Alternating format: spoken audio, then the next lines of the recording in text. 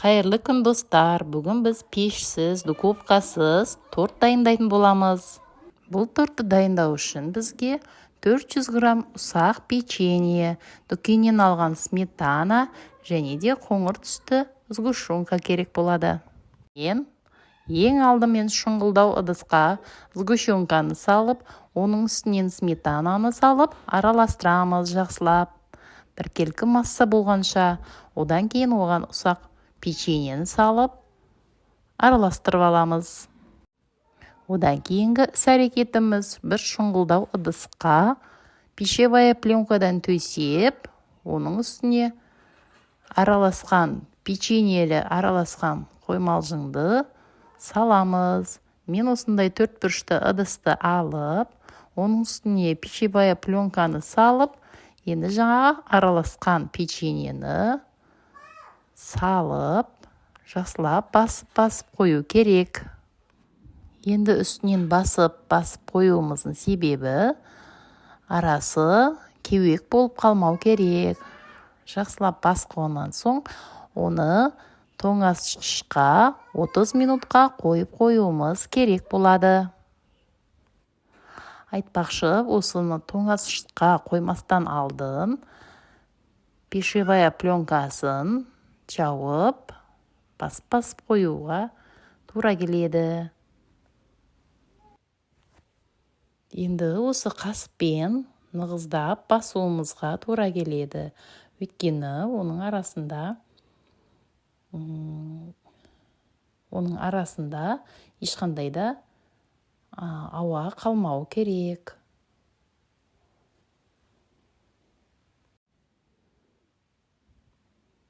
Енді басып болғаннан соң барып, пищевая пленканы жауып, енді 30 минутқа холодильникке мұздатқышқа қойып қоямыз. Міне 30 минут өткеннен соң алып, оның үстіне ақ шоколадты ертіп жақтық. Енді осы ақ шоколадымыз күннің белгісі болса, ал қара шоколадты ерітіп, оның үстіне дөңгелекшелерді қара шоколадты ыстық суға пленкаға салып ертіп аламыз.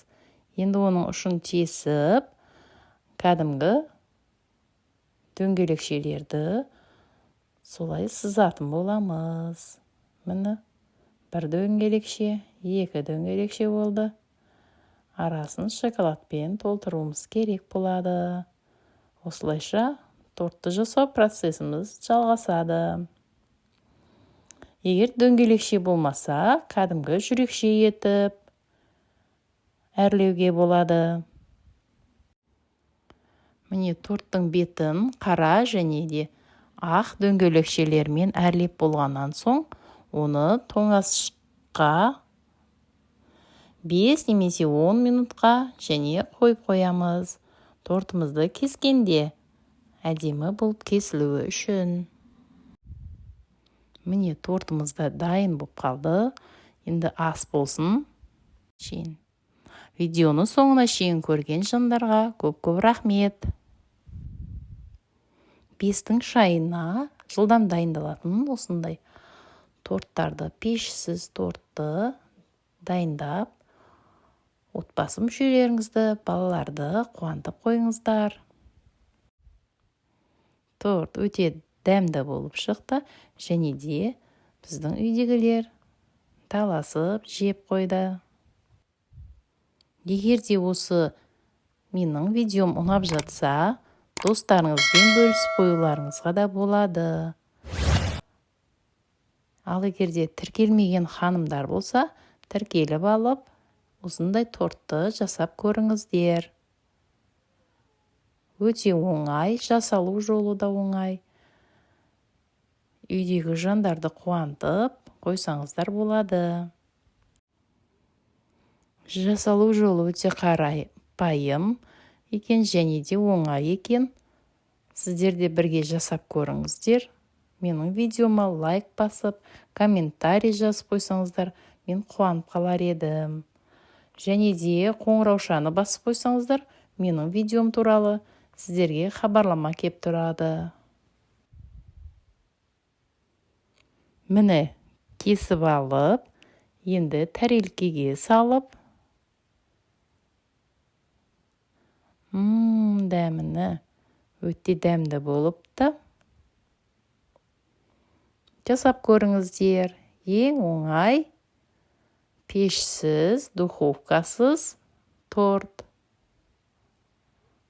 Менің каналыма тіркеліп, достарыңызбен осы видеоны бөлісіп қойсаңыздар болады. Десертке тамақтардан кейінгі өте дәмді тіске басар болып шықты. Жасап көріңіздер. Келесі видеода кездескенше сау саламатта болыңыздар.